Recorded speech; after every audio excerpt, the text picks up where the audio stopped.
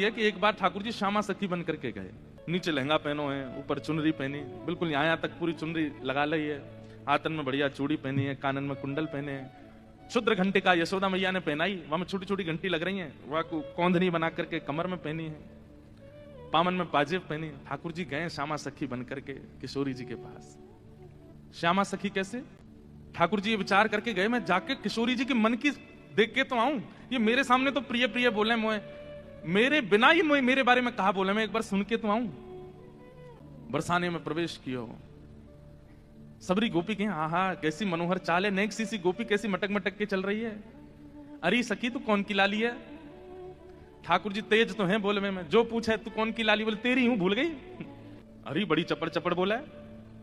बरसाने में द्वार पर जाकर के सखीन से बोले, मुझको भीतर जान दो। सखी बोली कौन हो तुम? बोली मैं श्यामा सखी हूं। कहां ते आई हो? बोले पास के गांव नंदगाम ते आई हूं, और मुझ किशोरी जी ते बहुत जरूरी बात करनी है, मुझको मिलवाओ। ठाकुर जी भीतर गए। सखी ने बोली, बोले भानु बाबा के पास जाओ, शिकायत आदि करनी है, कोई न्याय चाहिए तो वहां जाओ, ये किशोरी जी के पास आवे के लिए नहीं है। बोले नहीं, हम तो किशोरी जी से ही बात करेंगी, ऐसी बात है कि मैं वृषभानु जी से ना कह सकूं। सखी ने जाकर के भीतर किशोरी जी से कही, हे लाडली जो, बाहर एक गोपी ठाड़ी है और यूं कह रही है कि वह आपसे ही बात करनी है और आपसे बात करके कछु न्याय करानो है। किशोरी जी बोली अच्छा बुलाओ भीतर। आहा ठाकुर जी बढ़िया चुनरी पहन करके, ये गजगामिनी सी चाल, एक तो चाल ही ठाकुर जी की टेढ़ी मेढ़ी, ऊपर से सखी बन करके और ज्यादा बनावटी चल रहे हैं, तो इतने प्यारे लग रहे हैं। किशोरी जी सिंहासन पर विराज रही हैं और श्याम सुंदर भीतर आ रहे हैं। सब लोग ध्यान से सुनियो। जैसे ही द्वार से भीतर आनो भयो, किशोरी जी तो कहें अरे सखी या की चाल तो देख कितनी बढ़िया है। ललिता विशाखा बोली हाँ चाल तो बढ़िया है। अरे देखियो या की कमर कैसी सुंदर लग रही है। ललिता विशाखा बोली श्री जी आपको पहली बार कोई सखी पर मोहित रहते हुए देखो हमने। आप तो सदा प्रियतम श्री श्याम सुंदर पे ही मोहित रहे हैं, लेकिन आज पहली बार। अरे पता ना या की चाल ढाल और जो जो अंग या के दिखाई दे रहे हैं, घूंघट पकड़ी चल रही है, यहाँ से भुजा दिख रही है, नेक नेक थोड़ा उधर भी दिखाई दे रहा है, थोड़े थोड़े चरण भी दिखाई दे रहे हैं, जो जो अंग मुझको दिख रहे हैं ना इतने प्रिय लग रहे हैं कि मैंने ऐसी प्रिय स्वरूप तो पहले देखो नहीं है। और किशोरी जी कहने ललिता तू मेरी एक बात सुन। बोल कहा ये जो भी बात करे वो सुन लेंगे, फिर बाकी बात याकू अपने सखी समाज में ले लियो। मुख बड़ी भारी है, अभी याकू मुख नहीं दिखो, मुख मैं तभी यहाँ पे मोहित है गई हूँ। विशाखा जी बोली नहीं रुक जाओ, आन तो दो, बात तो होने दो। किशोरी जी आज जैसे ठाकुर जी को देख के हो जाती है वैसी हो गई है, एक सखी को देख स्वयं पर भरोसा नहीं हो रहा है किशोरी जी को कि मैं ऐसी क्यों है रही हूं।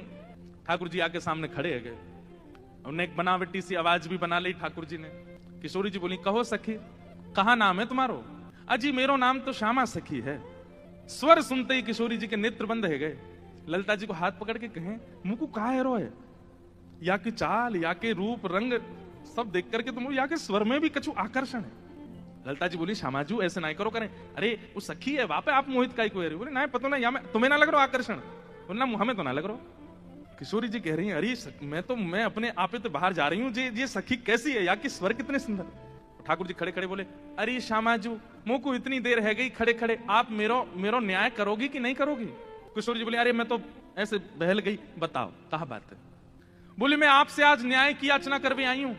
मैं रहूं नंदगाम में, और नंदगाम में नंद बाबा के महल की बिल्कुल समीप ही मेरो घर है। तो विशाखा जी बोली तो नंद बाबा के पास जाती न्याय लेवे, तुम बरसाने का आई हो? बोले वहां नहीं मिलेगा, यही मारे तो यहां आई हूं, और बात इतनी गंभीर है कि मैं वृषभानु बाबा से ना कह सकूं, आप तो ही कहूंगी। किशोरी जी बोली कहो। श्यामा सखी रोने लगी। ठाकुर जी रोने लगे, आंसू ने पहुंचने लगे। अरे मैं कहां बताऊं, कैसे मोहते कहूं, मुझको तो लज्जा आ रही है बतावे में। श्री जी बोली ऐसे मत करो, बताओ बताओ कहा बात है। बोले कल परसों में दही बेकवे के कायजे जाई रही, इतने में मार्ग में श्याम सुंदर आए गए। किशोरी जी थोड़ी सहम गई, श्याम सुंदर? हाँ। अरे तुमने उनको बड़ी प्रशंसा सुनी है, उनकी बड़ी महिमा सुनी है, पर तुम उनके अंदर की नहीं जानो, वे बड़े छलिया हैं, बड़े कपटी हैं। किशोरी जी बोली कहा कियो श्याम सुंदर ने? अच्छा। किशोरी जी कह रही कहा कियो माने मैं कैसे बताऊं आपको, मैं तो मटकी भर के जा रही बेकवे के काजे, मार्ग में मिल गयो, रोक लियो मेरो मार्ग, और मार्ग रोक के बोले मुझको कर दो। किशोरी जी बोली कहा क्यों? बोले मेरो घूंघट उठा लियो, मेरी चुनरी खींच ली, मेरो हाथ में रोट दियो, और ऐसा कष्ट दे मुझको, मैं कहा बताऊं आपको। श्री जी थोड़ी घबरा सी गई। अच्छा श्री जी को यह है कि अकेले में मुंह से कन्हैया की बुराई कर ले तो मैं सह भी लूं, ये ललिता विशाखा के बीच में काई को बोल रही है, ये तो वैसे ही उनसे चिड़ी रहे इतनो, इनके सामने क्यों कह रही है? श्री जी कह रही है अरे तू चिंता मत करे, श्याम सुंदर को हृदय कारो नहीं है, वो बस स्वरूप ने कार्य से लगे, वो ने अपनी लीलान में थोड़े से ऐसे चटक मटक से हैं, बाकी हृदय से ऐसे नहीं है। तो ठाकुर जी तो सुनने आए हैं ना कि मेरे बारे में कैसे विचार हैं श्री जी के। अच्छा, आप बड़ी हृदय की जानो उनकी। ठाकुर जी कह रहे हैं आप बड़ो पता हो उनके हृदय को। श्री जी बोली मतलब ऐसा तो मुझे ना पता हो, लेकिन हाँ जितनों मैंने सुनो है, जितनों मैंने जानो है, वहां से मेरा अंदाजो ऐसा है कि वो हृदय तो ऐसे नहीं है, वो तो बस एक लीला करें। ठाकुर जी बोले अरे श्यामाजू तुम कहा जानो। अब तो ठाकुर जी ऐसी ऐसी बुराई करने लगे अपनी ही कि श्री जी को उन्हें क्रोध आवे, और फिर इनके हृदय के भाव सुनूं मैं। जाको हृदय बड़ो कारो रे ना, वाको रंग भी कारो है जाए। ये श्याम सुंदर केवल लीला नहीं करे, ये हृदय तो ही ऐसे हैं। मुझे तो ऐसा लगे जैसे जैसे आपने भौरा देखो है ना श्री जी, वो एक पुष्प पे बैठे है वाको रस ले, फिर दूसरे पुष्प पे चलो जाए वाको रस ले, और देखो भौरो भी कारो रे और एक कन्हैया भी कारो। जो एक को कभी नहीं रह सके, ये तो सबको है। कमर भी टेढ़ी, चाल भी टेढ़ी, मुख भी टेढ़ी। और मुझे तो ऐसा लगे यशोदा मैया गोरी, नंद बाबा गोरे जी, इनको छोड़ा ना है जी कहीं औरतें आयो है। थोड़ी देर तो किशोरी जी सुनती रही, और थोड़ी देर बाद किशोरी जी को क्रोध आया, अपने स्थान पर खड़ी है गई, बोले ए श्यामा सखी बहुत देर रह गई तो बोलते बोलते, अब एक नहीं सुनूंगी तो तेरी कितने मक्खन चुरा लिए, कितनी मटकी फोड़ दी तेरी। अरे ललता लेके आ भीतर तो याकू दे दे। यहाँ आ गई है रोवे के काजे, श्याम सुंदर की बुराई कर रही है, यहाँ पे खड़े है के तू कहां जाने वो कौन है।